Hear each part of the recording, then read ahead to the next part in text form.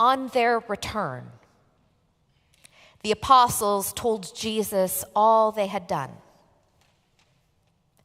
Then, taking them along, he slipped quietly into a city called Bethsaida. When the crowds soon found out about it, they followed him, and he welcomed them and spoke to them about the kingdom of God and healed those who needed to be cured.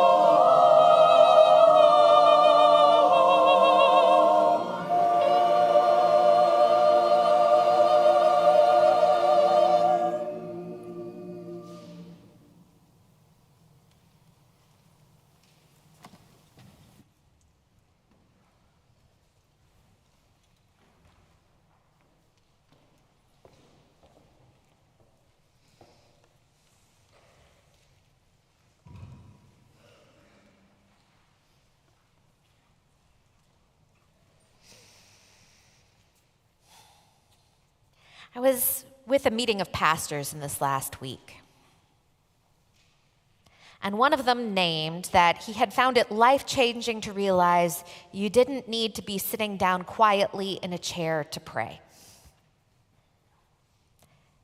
It was a change for him to realize that he could have meditation while sleeping in bed, laying down in bed, hopefully not sleeping, or by walking and putting one step in front of the other. For if we are embodied beings, part of how we are with God is in these bodies, how we travel and move and breathe and pray. We've been talking these last weeks about prayer practices, not as an alternative to taking action in the world, not for sending out thoughts and prayers and calling it good enough or to escape and put our head in the sand. Instead, we have been looking at prayer precisely because the ongoing work of justice and care means that we need to be grounded and sustained and connected. We need to be connected to something that is bigger than us so that we are able to show up in love, not for the day, but for the duration.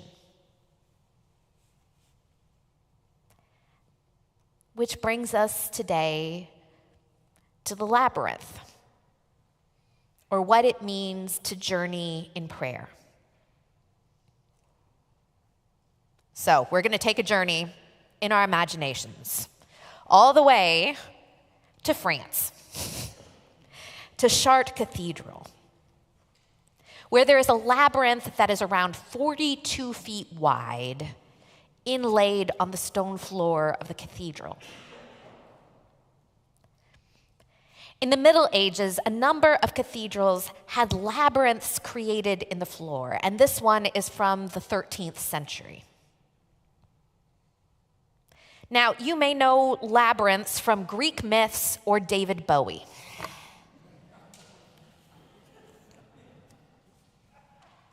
And so, we will leave the movie that is the literal stuff of nightmares behind. In the Greek myth, the point of labyrinth is that it's a place where you get lost, and where getting lost is part of a thing to be deeply feared. You picture a maze, a place you can't find your way through or back on your own. It is a place of monsters and minotaurs where maybe only if you follow a thin thread will you ever find your way back out. And strangely, I get how life can feel like that sometimes. Like a series of twists and turns with potential doom ahead.